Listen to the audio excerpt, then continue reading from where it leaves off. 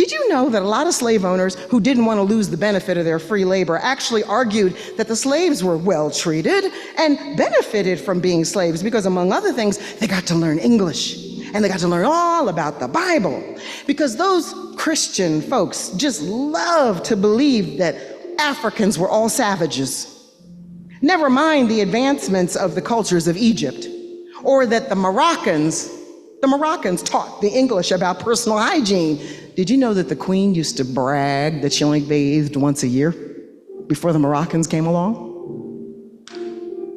And the oppressors also foolishly believed that if their human property were given freedom, that they would never leave. No, because they loved their enslavers too much.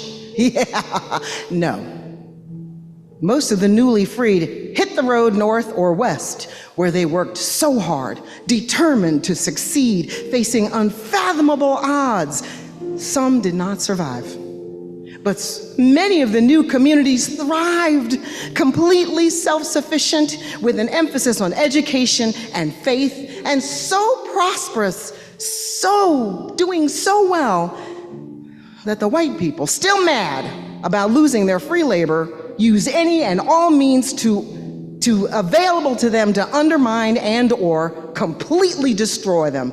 You don't believe me? Look up Rosewood, look up Tulsa, look up East St. Louis. I have a list as long as my arm. See, when freedom came to them, it wasn't exactly free. Oh, but those folks pushed on. Ain't gonna let nobody turn me around, turn me around, turn me around. Ain't gonna let nobody turn me around. I'm gonna keep on walking, keep on marching, marching up to freedom land. That's one of the songs my mother sang when she marched on Washington with Dr. Martin Luther King Jr.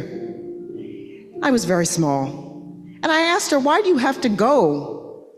Why do you have to do this? And she said, it's important to stand up for justice and for equality. I was so confused. I said, Mom, doesn't the Pledge of Allegiance, which was written in 1892, doesn't it end with, and liberty and justice for all? Doesn't that mean we're already getting it? Now, I have tried my whole life never to approach any of these painful, raw subjects like I'm blaming all white people alive in the US now for the heart-rending truths of the past. That would be stupid, unfair, and my big white husband would be shocked. But I will not, cannot, and I refuse to, from any point now, dance around the nonsense that we are witnessing. So take it as you will. Don't ask me questions from now on that you don't want actual answers to. Because right now, for all of us to see, as an example, the names of the slaveholders, the Confederate heroes that were taken off the army bases, they're being put back. If we don't find that shameful, we are sad. Right now, a representative of the administration from the Department of Education has said that the hard truths regarding slavery in the US, the hard, embarrassing, uncomfortable truths will no longer be taught in the schools because it makes the white kids uncomfortable. But when she was asked, what do the black kids do when they're confronted with bigotry, with racism? She said, well, they'll have to learn to handle it because racism is just part of the fabric of the country. And then this past Thursday, that's when the straw broke the camel's back for me.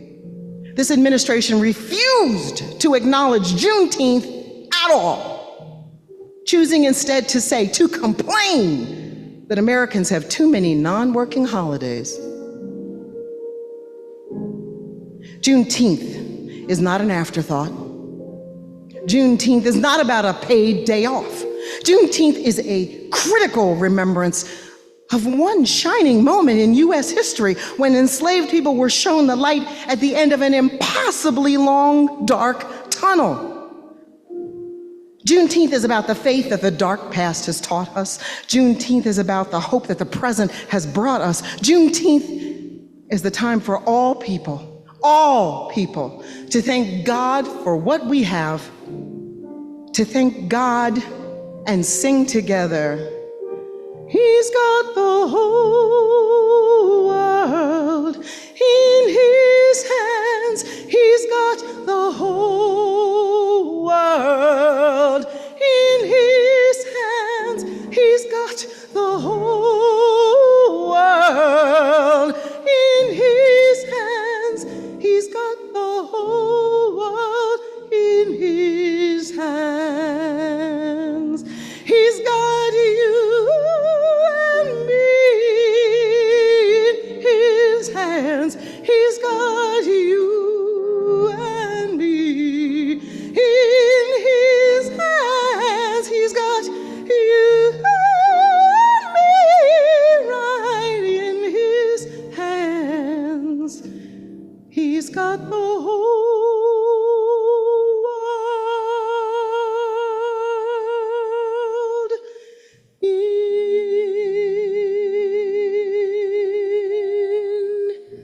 his